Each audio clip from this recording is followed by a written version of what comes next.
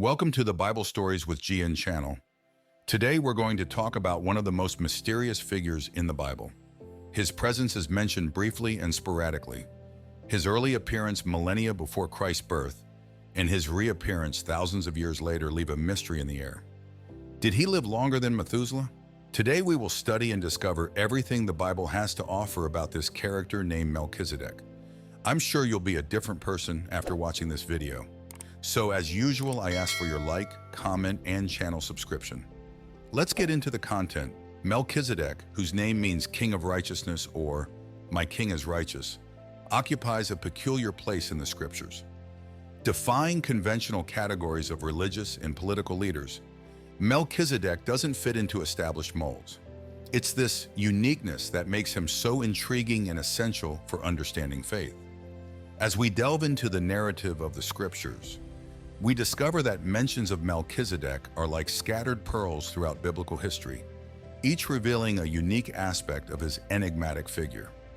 His first appearance arises in ancient times, about 2 millennia before Christ's birth, when he meets Abraham in a moment of conflict and victory. After the tumultuous battle between allied kings and the 5 monarchs of the Dead Sea, Abraham, the Hebrew patriarch, returns victorious, accompanied by his trained men after a daring pursuit to Dan in the far north. Among the oak forests of Mamre, a survivor of the terrible enemy onslaughts who had escaped rushes to find Abraham, bringing with him urgent and impactful news. Amidst the murmur of the trees and the quiet disturbed by the urgency of the moment, Abraham hears the messenger's words, his eyes reflecting the gravity of the report. His nephew Lot had been captured during the conflicts, dragged as a prisoner along with his possessions and his family. The news awakens in Abraham an immeasurable fury, an inner fire that compels him to take immediate action. Gathering his men, Abraham sets out on a fearless quest, a rescue mission that would take him beyond known borders, beyond the limits of fear and hesitation.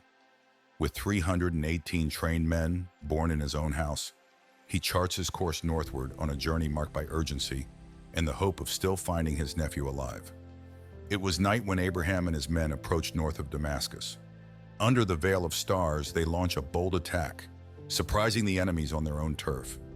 The sound of swords clashes against the silence of the night, the battle cries echoing among the hills as Abraham and his men fight with courage and determination.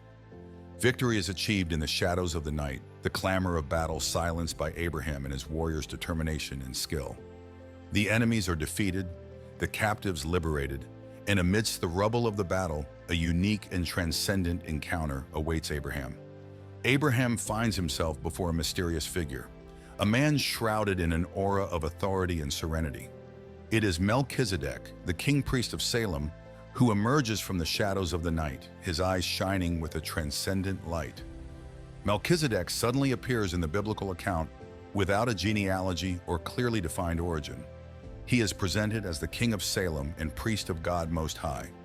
The text provides no information about his ancestry or how he came to this position of authority. His appearance is mysterious, and his identity is an enigma that defies complete understanding. The main focus of the account is his interaction with Abraham after the battle in which the latter rescued his nephew Lot. Melchizedek is presented as an enigmatic and unique figure, playing roles as both king and priest, which makes him a fundamental figure for understanding certain concepts and themes in the biblical narrative.